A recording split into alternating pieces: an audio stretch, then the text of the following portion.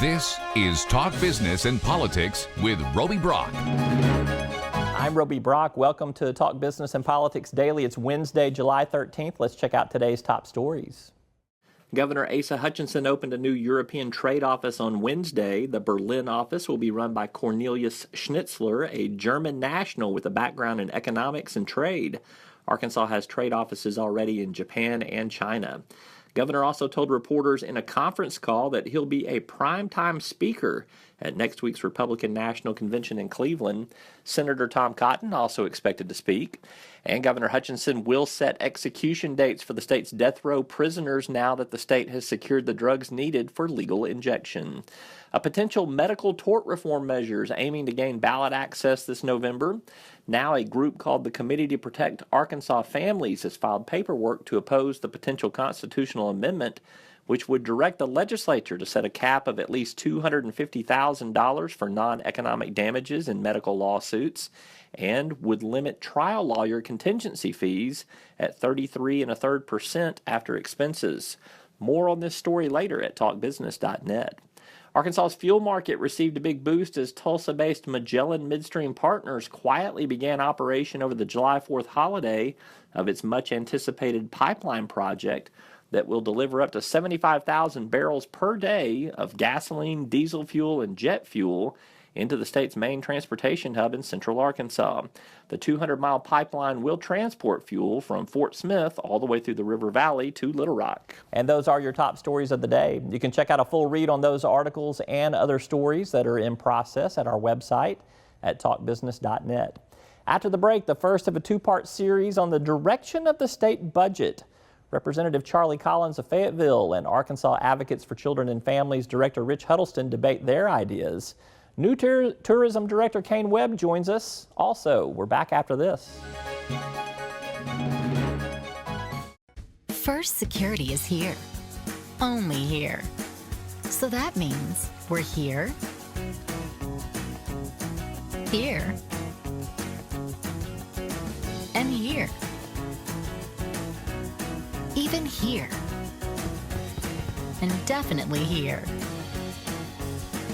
Because here is where we want to be for you. First Security Bank, only in Arkansas.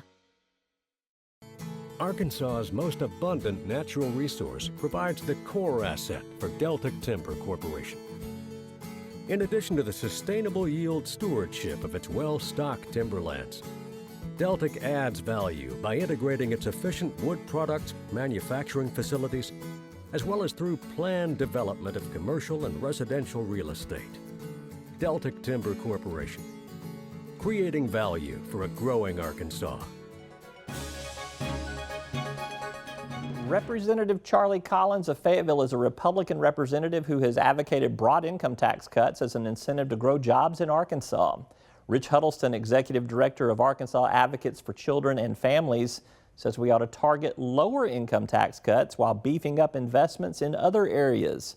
I thought it'd be a good idea to bring those guys to the table for a spirited conversation. All right, Representative Collins, Rich Huddleston, appreciate you guys being here very much. You guys have been having a healthy but disagreeable Twitter conversation, at least you did a couple of weeks ago, about the effects of tax policy on lower income Arkansans, middle income Arkansans. I want to get some perspective from both of you first. Representative Collins, I'll give you the first opportunity to weigh in. What do you consider low income?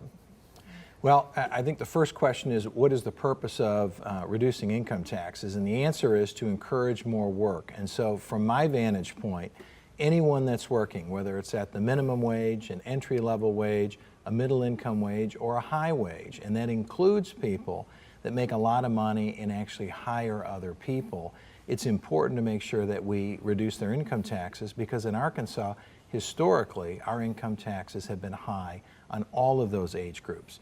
And the reality is, in 2013, we made our first slice at the income tax code in Arkansas. And the way we did it was by reducing each bracket by an absolute amount. Right. And so what that does is give a larger percentage increase in tax reduction at lower income levels, starting at $0 in income, frankly, okay. With the 1% bracket. Now, the governor's plan in the 2015 session really chose to focus the income tax reduction on middle income workers, and based on the way our tax code is set up, that was $20,000 to $75,000 in income, and he focused almost all of his tax relief there. So I think moving forward the goal will be, how do we continue to chip away at the rates for the people that are below $20,000 and also the people that are above $75,000? All right, Rich. First question to you about low income and defining that, and then if you want to counter some of what he's had to say. Sure. I think we probably would use the standard definition. Anybody that's below the poverty line, which for a family of four is about $24,000. All right. So what do you think about Representative Collins' approach to tax fairness here, and in terms of levelizing things and working towards that group under $20,000? Well, we would agree that that low-income folks do need a tax cut. Right now, the way the Arkansas tax system is set up, the bottom 20% of taxpayers, those making less than $18,000 a year, pay 12 cents on every dollar they earn in state and local taxes of all kinds, income taxes, property taxes, sales taxes, whereas taxpayers that are in the top 1%, those making over $300,000, pay only 6 cents on the dollar for every dollar they earn. So 12 cents if you're poor, 6 cents if you're not. Big upside down tax system. So we agree that if we're going to do tax cuts at all, they really need to be targeted to that poorest 20%. We don't need to be doing another big round of capital gains tax cuts. We don't need to be doing tax cuts that are going to primarily benefit the wealthy. Because I think the question is why? With those tax cuts, we've taken $242 million out of the state budget, right, that could have been used to provide critical programs for kids, and that really could have been used to give them the opportunity to succeed in the future. Rich says that we don't need to give those in those upper income tax brackets a tax break, that it's taking money away from middle income kids, lower income kids. You argue differently. You think the tax breaks need to go across the spectrum? Yes, I think there's two ways of looking at taxes and looking at resources in the state. One way to look at them is to say, before the year starts, when we all get up in the morning, there's a big bucket full of money. And the question is, how do we dole that bucket of money out? Do we give you any of it? Do we give a rich guy some of it? Or do we give it all to low-income people? I don't believe that's a good way to think about the way resources actually are created and distributed in Arkansas. The reality is, when all 3 million of us wake up in the morning, that day so far, the bucket is empty. There's nothing to pass out because nobody's done anything yet but get out of bed. Some of us are going to get out and go to work and work hard and make a low wage, a medium wage, a high wage. But at the end of the day, when we go out and do all those things, Arkansas income taxes will bring a portion of that into the state coffers. The reality is, those high income earners who create jobs in Arkansas, those are the people that are filling up the state coffers. They're the ones that are allowing us to have enough money to spend on public schools and all these other things. So what I'm trying to do is to incentivize job creators and workers to be able to go spend more of their time, energy, and effort working because they get to keep more of what they earn. And the reality is, that's what motivates human beings to a very large degree. And that's why we need to do it for everybody. Sure. What Representative Collins, of course, is talking about is how do you do state economic development? And I think the research and the data is pretty clear, and we like to let tax policy be driven by data and research, that taxes comes down at the bottom of nearly every list and every well-done study in terms of what's most important to state economic development. A healthy and skilled workforce, a good infrastructure consisting of not only of highway and roads, but also the internet and all that that goes along with that. A high quality of life, good local public services. Those are the things that really create jobs. When businessmen make decisions about whether or not to expand and hire more folks, they make that decision based on whether or not demand for their product is going up, not whether or not their taxes have been cut some marginal degree. If you're a businessman who's only making hiring decisions, because taxes have been cut a little bit, I mean, chances are you're not going to be in business very long. And on the flip side, if you're not doing more hiring and expanding, when the market for your products is good, you're probably not going to be in business very long either. That's Representative Charlie Collins of Fayetteville and Rich Huddleston, who leads the statewide organization Arkansas Advocates for Children and Families.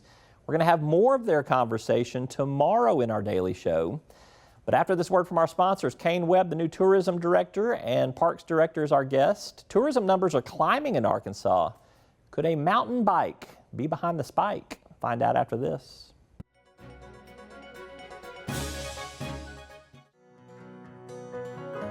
Each day, the promise of our nation begins again.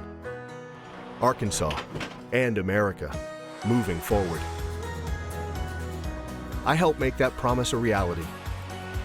It's not for everyone, but people everywhere depend on us. Oh, I love you too, sweetie. Trucking delivers, or everything stops. And that's what drives me. I did. As Arkansas's population grows, so do our energy demands. But with the right mix of resources, reliable, affordable power will always be a reality. These resources are all around us in our rivers, blowing through our trees, even right below our feet. The answer isn't focusing on one resource, it's embracing them all. The electric cooperatives of Arkansas know that a balanced approach to power builds our communities and powers our dreams. Visit themixmatters.com and see why there's power in knowledge.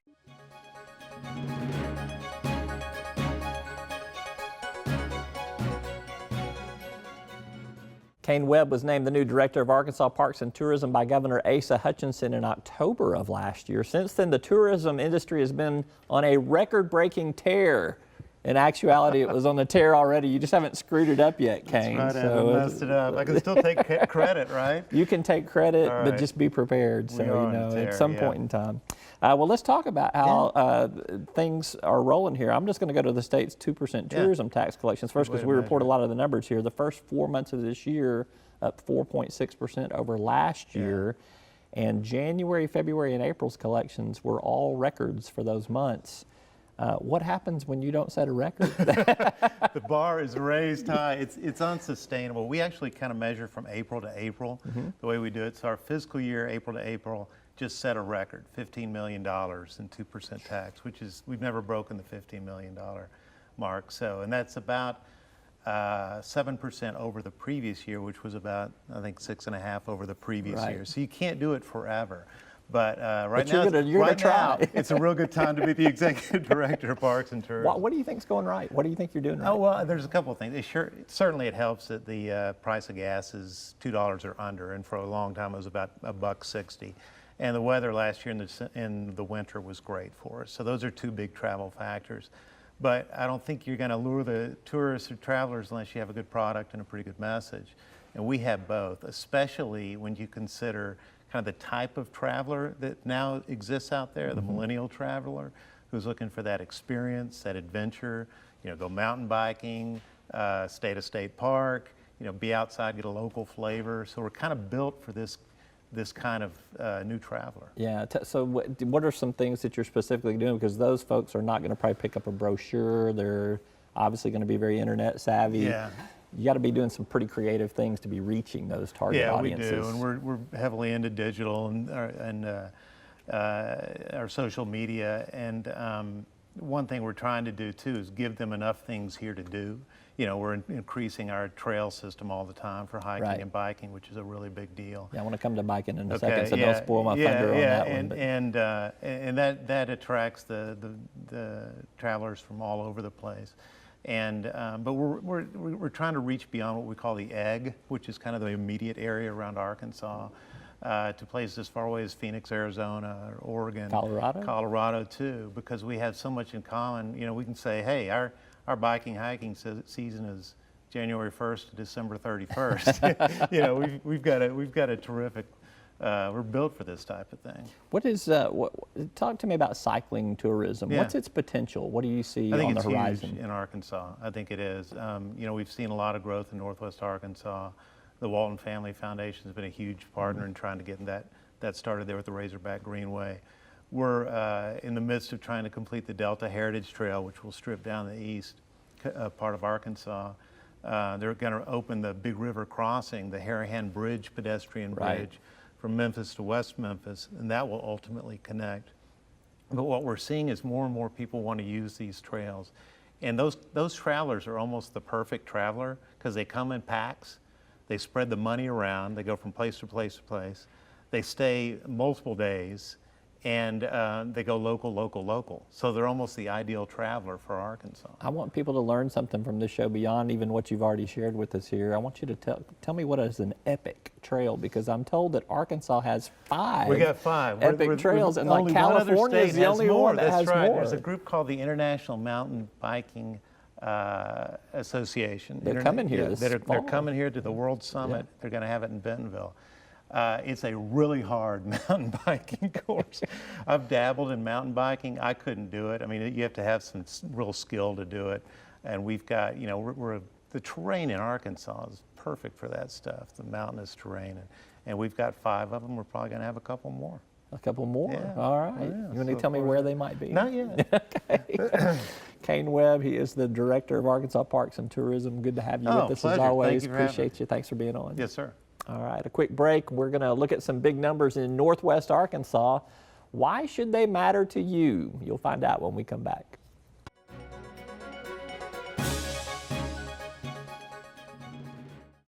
Circuits turn on the lights by making a connection, by closing the loop. At Entergy, we believe our economy is circular too. What you put in comes back. So we invest billions in new infrastructure, which helps attract new industry, which helps create new jobs. We partner with local communities to electrify the economy, and together we power life. Entergy. At Deltic Timber Corporation, we believe in the responsible creation of communities, in the development of neighborhoods that bring convenience and comfort to life, while respecting the beauty and delicacy of nature. Like the harmonious balance of environment and expansion found in the thriving communities of Chenal Valley and Chenal Downs in Little Rock and Red Oak Ridge in Hot Springs. Because the best communities in the natural state are the ones that help keep it that way.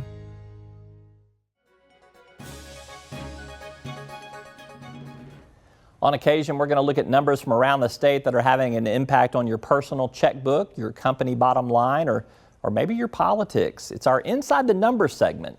While we often report on items of statewide interest, this also gives us a chance to drill into some stories at the local level. And today, we're going to look at 3 important numbers from Northwest Arkansas, beginning with the number 300.